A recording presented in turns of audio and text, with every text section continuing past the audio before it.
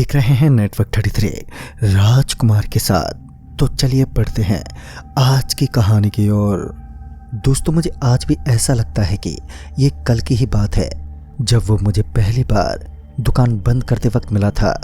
उसे देखते ही मेरे बदन के सारे रुएं एकदम से खड़े हो गए थे। दरअसल जो आदमी मेरे सामने खड़ा था उसके बाल इतने बड़े और घने थे कि उसका चेहरा तक दिखाई नहीं दे पा रहा था। इससे पहले मैं डरकर वहां से भागता कि उस आदमी ने कहा, अरे भाई साहब, कहाँ जा रहे हो? मेरे बाल तो काट दो पहले। उसके मुंह से ये बात सुनकर मुझे मन ही मन बड़ी राहत मिली। गहरी सांस लेते हुए मैं उस आदमी से बोला, बड़ी जल्दी आ गए आप, चलिए बैठिए। फिर वो आदमी चुपचाप बैठ गया। तकरीबन आधे घंटे बाद जब उसके बाल काट के हटा तो मैं अपने कपड़े झाड़ते हुए बोला, वैसे तो 50 रुपये हो गए हैं, मगर तुम 30 रुपये दे दो। मैंने अभी इतना कहा ही था कि वो आदमी एकदम से वहां से गायब हो गया। मैंने दुकान के बाहर जाकर भी देखा मगर वो कहीं नजर ही नहीं आया। मैं मन ही मन झुंझलाते हुए बोला, सुबह से एक ही ग्राहक आया, वो भी चिंदी में। मैं गुस्से से तिलमिलाया दुकान बंद करके घर के लिए निकल गया। और घर पहुंचने के बाद जब मैं सो रहा था तभी किसी ने दरवाज़ा खटखटाया और खटखटाने की आवाज़ से मेरी आंख खुली तो मेरा पहला ध्यान सामने दीवार पर टंगी घड़ी पर गया जो ये बता रही थी कि अभी रात के 1:30 बज रहे हैं। पहले तो मैं इस सोच में पड़ गया कि आकर इतनी रात गए किसको हजामत की ज़रूरत पड़ गई जो मेरा दरवाज़ा खटखटा रहा है।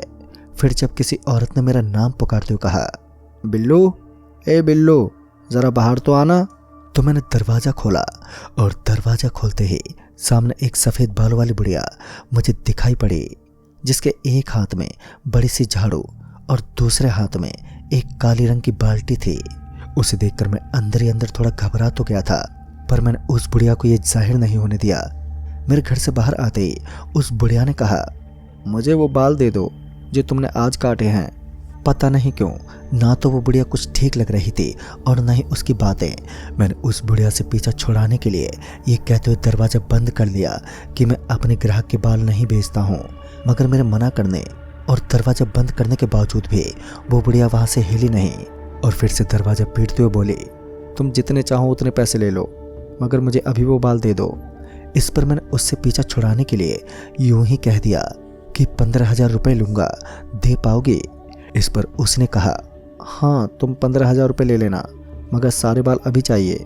फिर जब मैंने दरवाज़ा खोला तो उसने एक नोट की गड्डी पकड़ाते हुए कहा, ये लो और काम ख़त्म करो। मैंने दुकान की चाबी ली और दुकान के लिए निकल गया।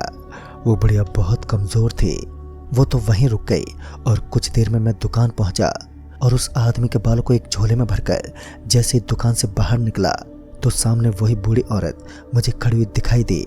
मैं उसे दुकान के बाहर देखकर एकदम से चौंक गया था। तभी उस बुढ़िया ने अपना हाथ बढ़ाते हुए मुझसे कहा, लाओ मेरे को दे दो। मैंने भी वो बालों से भरा झोला उसे एकदम से थमा दिया और उसके जाने के बाद मैं भी अपने घर लौट आया। फिर अगली सुबह जब मैंने दुकान खोली तो कुछ ही देर में ग्राहकों की लाइन लग गई। चूंकि रविवार का दिन जो था और लोगों की हजामत बनाते बनाते दिन कब डूब गया मुझे पता ही नहीं चला। शाम से रात के 9 बज गए मगर अभी भी 2 ग्राहक बैठे हुए थे। तकरीबन 10 बजे जाकर काम से फुर्सत मिली तो मैंने एक बीड़ी जलाई और अभी मैंने बीड़ी जलाई ही थी कि फिर से वो कल रात वाला आदमी वहाँ पर आ गया। पर हैरानी वाली बात तो ये थी कि उसके बाल एक ही दिन में उतने ही बड़े हो गए थे जितने कि पहले थे। वो चुपचाप कुर्सी पर जाकर बैठ गया। मैं ये तो समझ ही गया था कि ये फिर से बाल कटवाने आया है, लिहाजा मैंने डरते डरते ही उसके बाल काट दिए। और बालों के कटते ही वो आदमी बोला, इस बार मेरे बालों का सौदा मत करना, समझे? ये बोलकर वो आदमी वहां से चला गया और उसके जाते ही मैं भी अपने घर के लिए निकल गया। पूरे रास्ते में उस आदमी के बालों को लेकर सोचे जा रहा था। साथ ही मुझे ऐसा लग रहा था कि वो डरावनी बुढ़िया फिर से बाल खरीदने आएगी। फिर जब मैं घर पहुंचा तो 1:30 बजने का इंतज़ार करने लगा क्योंकि वो बुढ़िया पिछली रात 1:30 बजे ही आई थी। और जैसे ही घड़ी में 1:30 बजे कि मेरा दरवाज़ा फिर से किसी ने ज़ोर से खटखटाया, मैं समझ गया था कि वही बुढ़िया है, मगर मैं चुप ही रहा। फिर उस बुढ़िया ने मेरा नाम लेकर पुकारा तो मैंने दरवाज़ा खोला। मेरे दरवाज़ा खोलते ही वो बुढ़िया मुझसे बोली, ये लो पैसे, मुझे आज भी उसके बाल दे दो। मगर इस बार मैं बाल बेचने के मूड में नहीं था, क्योंकि मैं इतना तो समझ ही गया था कि ना तो वो आदमी आम इंसान है और ना ही ये बुढ़िया। अगर मैं इनके झमेले में पड़ूंगा तो मुझे पछताना ही पड़ेगा। इसलिए मैंने ये कहकर दरवाज़ा बंद कर दिया कि अब कोई सौदा नहीं होगा। मेरे दरवाज़ा बंद करने के बाद भी वो बुढ़िया दरवाज़ा पीटती रही, मगर मैंने दरवाज़ा नहीं खोला। वो बुढ़िया रात के 3 बजे तक दरवाज़ा पीटती रही। फिर अगली सुबह ही मैं गांव से बाहर चला गया, ये सोच कर कि कुछ दिनों में ये मामला अपने आप ही सुलझ जाएगा। मगर जब मैं 2 से 4 दिनों के बाद लौटा तो उसी रात फिर से वो बुढ़िया दरवाज़ा पीटने लगी। अब मुझे घबराहट होने लगी थी। खैर मैंने दरवाज़ा तो नहीं खोला, पर सुबह होते ही मैं गांव के ही एक ओझा से मिला। ओझा को जब मैंने सारी बात बताई तो उसने कहा, तुम दरवाज़ा खोलो या ना खोलो, पर तुम्हारी मौत पक्की है। या तो वो बुढ़िया या तो वो श्रापित लंबे बालों वाला आदमी तुम्हारी जान ले लेगा। ये सुनकर तो मैं उसी वक्त आधा मर गया था। फिर मैंने कहा, पर मैंने ऐसा क्या किया जो वो दोनों मेरे जान के पीछे पड़ गए? इस पर उस ओझा ने कहा, वो बुरी आत्माएं हैं तो उन्हें इससे कोई फर्क नहीं पड़ता कि तुमने कुछ गलत किया है या नहीं, वो तो बस अपनी शक्ति बढ़ाने में लगे हैं। इतना सुनते ही मैं एकदम से बोला, वो क्या उपाय है? तब उस ओझा ने बताया कि कार्तिक पूर्णमासी को तुम्हें उस आदमी के बाल और उस बुढ़िया के बालों को ब्रह्म मुहूर्त यानी कि रात के ठीक 3 बजे गंगा नदी में विसर्जित करना होगा। हालांकि ये इतना आसान नहीं होगा, पर अगर तुम ये सही से कर लोगे तो बच जाओगे। ओझा ने जो बातें बताई वो इतना मुश्किल तो था नहीं, क्योंकि उस आदमी के बाल वो पहले से ही मेरी दुकान में थे, पर उस बुढ़िया के बालों का इंतजाम करना था।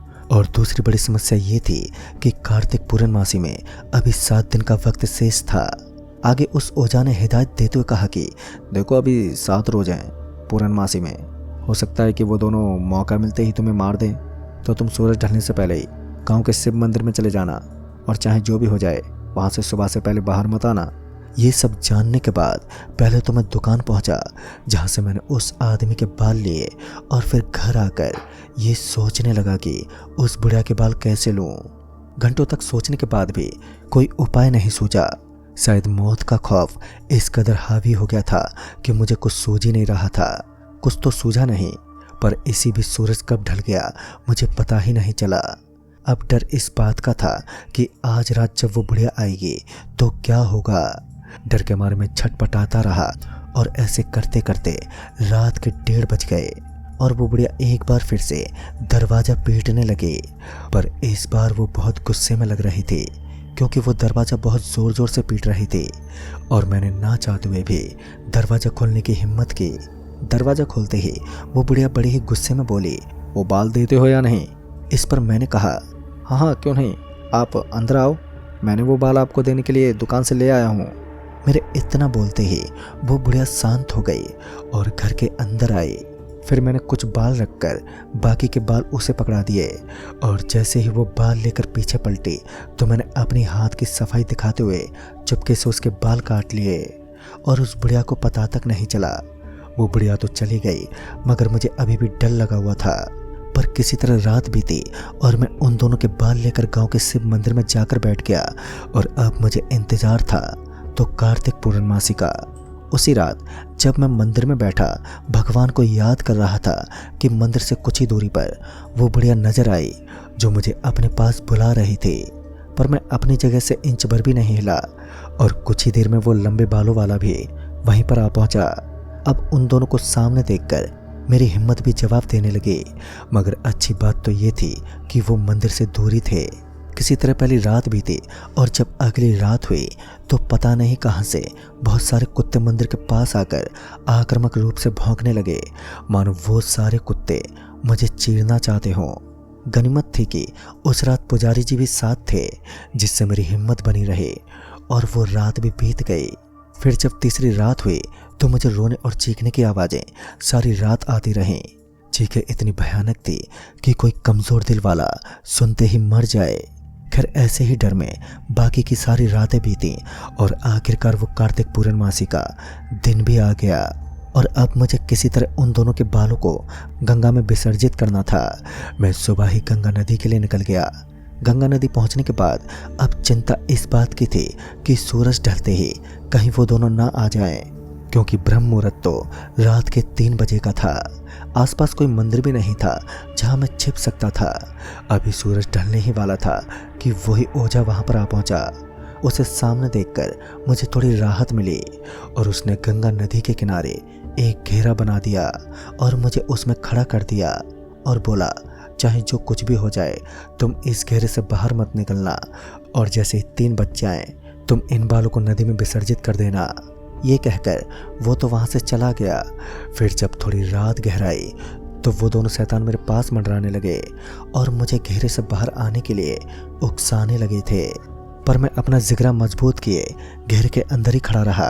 और जैसे ही 3 बजे कि मैंने उन बालों को विसर्जित कर दिया और गंगा में उन बालों को डालते ही वो दोनों एकदम से चीखने लगे और देखते ही देखते मेरे आंखों के आगे जलकर वो राख हो गए।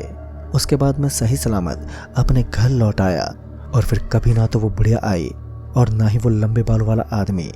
तो दोस्तों, इस तरह से मेरी जान बच पाई जिसे मैं आज तक भूल नहीं पाया।